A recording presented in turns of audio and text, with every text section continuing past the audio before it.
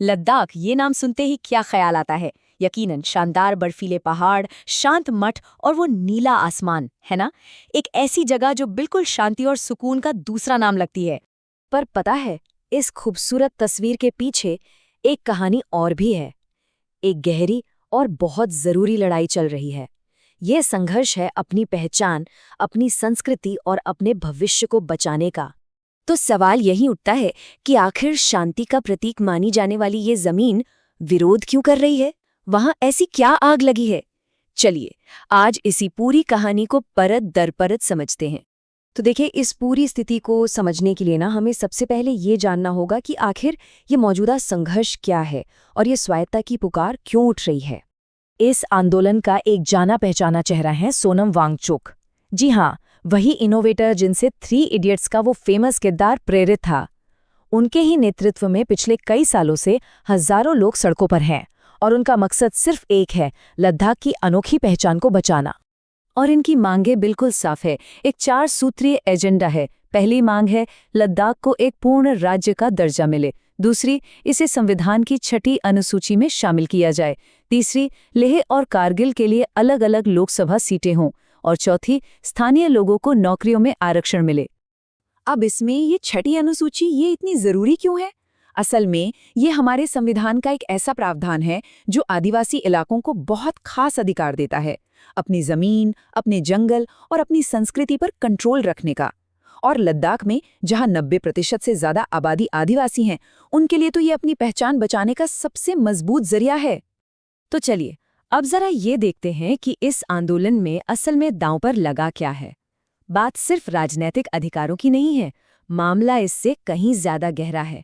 ये कोशिश है एक जीती जागती गहरी सांस्कृतिक विरासत को बचाने की। देखिए, लद्दाख की ये जो स्वायत्तता की मांग है ना, ये कोई आज की बात नहीं है। इसकी जड़ें इतिहास में बहुत गहरी हैं। सोचिए, 1460 में नामग्याल राजवंश की स्थापना हुई थी और उन्होंने सदियों तक इस इलाके पर राज किया। इसी वजह से उनकी एक आज़ाद और गौरवशाली पहचान बनी। और यही ऐतिहासिक विरासत है जो आज के इस आंदोलन को ताकत दे रही है। और सिर्फ इतिहास ही नहीं, लद्दाख की सामाजिक बनावट भी अपने आप में बहुत खास है। यहाँ करीब करीब 46% बौद्ध और 46% मुस्लिम आबादी है। और कमाल की बात यह है कि ये दोनों समुदाय सदियों से एक दूसरे के साथ शांति और भाईचारे से रहते आए हैं। ये जो साथ मिलकर रहने की कला है ना, यही लद्दाखी पहचान का एक बहुत जरूरी हिस्सा है। यहाँ की संस्कृति तो खैर बहुत ही ज्यादा समृद्ध है। एक तरफ हेमिस और थिक्से जैसे प्राचीन मठ हैं जो आज भी अध्यात्म के बड़े केंद्र हैं।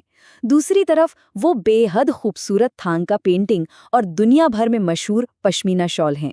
और कहानियाँ, ड्रैगन, घोड़ों और बर्फीले तेंदुओं की लोक कथाएं हैं जो पीढ़ियों से चली आ रही हैं। और फिर हेमिस और लोसर जैसे त्योहार हैं जो इस संस्कृति में हर साल नई जान फूंक देते हैं। चलिए अब कहानी में और आगे बढ़ते हैं। ये लड़ाई सिर्फ संस्कृति को बचाने की नहीं है, ये उस नाजुक पर्यावरण को बचाने की भी है जिसके साथ लद्दाख के लोगों का सदियों पुराना एक गहरा रिश्ता रहा है। पर्यावरण के लिहाज से लद्दाख का महत्व कितना बड़ा है, इसका अंदाजा इसी बात से लगा सकते हैं कि इसे एशिया का वाटर टावर कहा जाता है। क्यों? क्योंकि यहीं के ग्लेशियरों से सिंधु और जांस्कर जैसी बड़ी नदियां निकलती हैं, वो नदियां जो पूरे दक्षिण एशिया की प्यास बुझाती हैं। और देखिए, यहाँ के लोगों ने इस मुश्किल पर्यावरण के साथ तालमेल बिठाने के लिए कितने कमाल के तरीके ईजाद किए हैं। मिसाल के तौर पर यूरा सिस्टम को ही ले लीजिए। ये पानी के मैनेजमेंट का एक पारंपरिक तरीका है जिसमें पूरा का पूरा समुदाय मिलकर ये तय करता है कि नहरों का पानी किस खेत तक, कब और कितना पहुंचेगा। मकसद साफ है, पानी की एक बूंद भी जाया ना हो। और बात सिर्फ पानी तक ही सीमित नहीं है, उनका पारंपरिक ज्ञान तो उनके खाने पीने में भी झलकता है। इतनी ज्यादा ऊंचाई पर जौ उगा लेना या फिर कड़ाके की ठंड में शरीर को गर्म रखने वाली वो खास गुरगुर चाय बनाना, हर चीज में प्रकृति के साथ उनका वो गहरा रिश्ता साफ दिखाई देता है। तो यही वो सांस्कृतिक और पर्यावरणीय खजाना है जो आज खतरे में है। अब देखते हैं कि वो कौन से आधुनिक खतरे हैं जिनकी वजह से ये सारे विरोध प्रदर्शन हो रहे हैं। यहाँ पर ना असल में 2 दुनियाओं का टकराव साफ साफ दिखता है। एक तरफ है टिकाऊ खेती और नोटो जैसी पारंपरिक व्यवस्था जिसमें लोग मिलकर बंजर जमीन को भी खेती के लायक बना लेते हैं।